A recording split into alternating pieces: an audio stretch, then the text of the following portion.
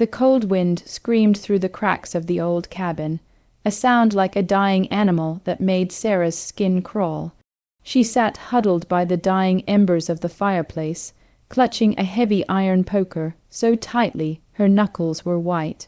Outside, the snow wasn't just falling. It was a white shroud burying the world in silence. But that silence was broken by a rhythmic, metallic scraping against the wooden porch. Asterisk scrape, thud, scrape, thud. Asterisk it sounded like someone dragging a heavy chain, or perhaps something much worse. Sarah looked at the frosted window and saw a shadow that shouldn't have been there.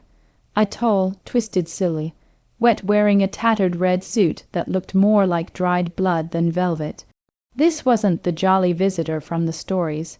This was something that had been waiting in the woods for years, fueled by a grudge that was about to turn this Christmas Eve into a massacre.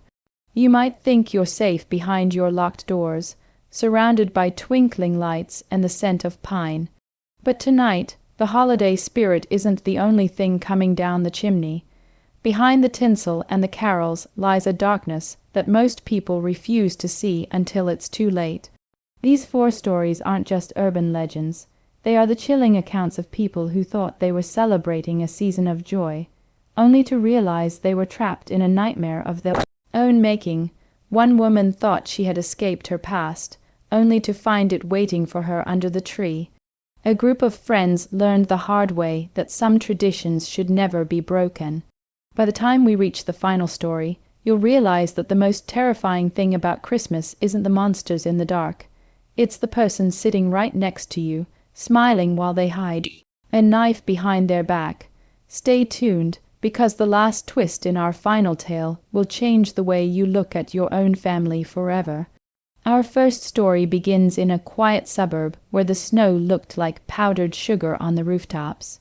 Mark was a man who prided himself on having the best Christmas display in the county. He spent thousands on animatronic reindeer, a light show synchronized to music, and a massive, life-sized Santa Claus on the roof. Mark was wealthy, but he was also cruel. He had made his fortune by stepping on the small businesses in town, ruining lives to build his empire. This year, he received a strange package on his doorstep. There was no return address, just a tag that said asterisk for the man who has everything. Asterisk inside was an old, hand-carved wooden nutcracker. Its eyes were a piercing, unnatural blue, and its teeth were jagged, almost sharp. Mark laughed it off and set it on his mantel, oblivious to the fact that the nutcracker's eyes seemed to follow him across the room. As the clock struck midnight on Christmas Eve, the house fell deathly silent. Mark was jolted awake by a sound coming from the living room. It was the sound of wood splintering. He grabbed his flashlight and crept down the stairs, the cold air biting at his ankles. When he reached the living room, the mantel was empty, the nutcracker was gone. Suddenly, the motion, sensor lights outside flickered on. Mark looked out the window and saw a trail of small, wooden footprints in the snow, leading toward the basement. He followed the trail, his heart drumming against his ribs. In the basement, he found his expensive decorations torn to shreds. But it wasn't a thief. Standing in the corner was the nutcracker, now 6 feet tall, its wooden joints creaking as it turned to face him. It didn't want his money. It wanted the one thing Mark had never given anyone, a heart. The screams that echoed through the neighborhood that night were drowned out by the cheerful carols playing on Mark's automated sound system. The second story takes us to a lonely highway on a frigid December night. A young couple, Elias and Maya, were driving to a remote cabin to spend the holidays alone. They were exhausted, and the GPS had stopped working miles ago. The snow was falling so thick they could barely see the hood of their car. That's when they saw him, an old man standing on the shoulder of the road, holding a lantern. He wasn't wearing a coat, just a thin, tattered shirt. Elias pulled over, feeling a surge of pity. The old man didn't speak. He just pointed down a narrow, unplowed side road. Thinking it was a shortcut, Elias took the turn. For an hour, They drove deeper into the woods until the car suddenly sputtered and died. The heater groaned one last time and went silent. Maya looked into the rear-view mirror and gasped. The old man was standing right behind the car, his lantern glowing with a sickly green light. He wasn't asking for help. He was laughing, a sound like dry leaves skittering across pavement. When Elias tried to step out, the doors wouldn't budge. They were frozen shut from the outside, but there was no ice. It was as if the metal had fused together. The old man leaned his face against the window. His skin was translucent, and underneath they could see hundreds of tiny insects crawling. He whispered a single sentence that froze their blood. "You took the wrong path years ago, Elias. Now the forest wants its payment." Elias realized then that this man was the same person he had hit with his car 5 years prior on a snowy night. A hit, and run he thought he had gotten away with. Karma had finally caught up, and it had brought a lantern to light the way to their icy grave. The third tale involves a group of college students who decided to spend their winter break exploring an abandoned orphanage in the mountains. They thought it would be a fun, spooky way to celebrate. They brought beer, sleeping bags, and a camera to document their adventure. The orphanage had been closed since the 1950s after a mysterious fire on Christmas morning. As they explored the charred remains of the dormitory, they found a single room that was perfectly preserved. Inside were dozens of vintage toys, all neatly arranged. In the center of the room sat a small, dusty girl in a white dress. She was staring at a wall covered in drawings of fire. The students tried to talk to her, thinking she was a local runaway. But the girl didn't respond. She just kept pointing at a large, heavy wardrobe in the corner. One of the boys, Greg, laughed and pulled the wardrobe open.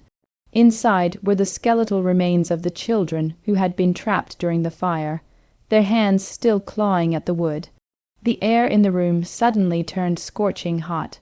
The smell of smoke filled their lungs, though there was no fire to be seen. The girl turned around, and her face was a mass of melted flesh. "Do you want to play a game?" she rasped. The doors to the room slammed shut and locked. The students began to scream as the temperature rose to unbearable levels. The next morning, hikers found the orphanage completely intact, but inside the wardrobe were 4 new skeletons, dressed in modern clothes, their faces twisted in eternal terror. Our final and most horrific story centers on a woman named Clara. Clara was a perfectionist who hosted the grandest Christmas dinner every year.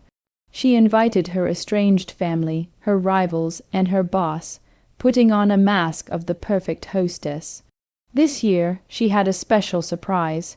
She had spent weeks preparing the feast, focusing on a massive, golden, brown turkey that sat at the center of the table. As her guests sat down, she poured the wine and began a speech about the importance of honesty. Her voice was calm, but her eyes were wild. She started listing the secrets of everyone at the table, the affairs, the embezzlements, the lies. The guests tried to leave, but they found they couldn't move. Their limbs felt heavy, their vision blurring. Clara smiled and took a bite of her own food. "I put a little something extra in the wine," she whispered. "A gift that ensures we'll be together forever." She then stood up and walked over to the turkey, slicing it open. But there was no stuffing inside. Instead, out spilled the jewelry and belongings of her husband, who had disappeared 3 months ago. The guests watched in horror as Clara began to transform, her skin stretching and tearing to reveal something ancient and hungry underneath. She wasn't human. She was a creature that fed on the sins of others, and Christmas was her harvest. As the poison took hold of the guests, Clara leaned in close to her boss and whispered, "You always said I deserved a promotion. Tonight, I'm taking everything." The house went dark, and the only sound left was the clatter of silver, ware against china, and the wet, tearing sounds of a feast that would never end. These stories serve as a dark reminder that the holiday season is a time of reflection, and sometimes what we see reflecting back at us is the monster we've tried to hide. Whether it's the greed of a businessman, the cowardice of a driver, the disrespect of the dead, or the hidden malice of a neighbor, karma doesn't take a holiday. It waits in the shadows, wrapped in a pretty bow, waiting for the perfect moment to be opened. If you've enjoyed these tales of terror and believe that everyone eventually gets what they deserve, make sure to hit that subscribe button and turn on notifications. We have many more dark secrets to share, and you wouldn't want to miss what's coming next. Remember, stay safe, be kind, and keep your doors locked this Christmas. You never know who, or what, might be trying to join the festivities. Would you like me to write a script for a single, long-form horror story instead?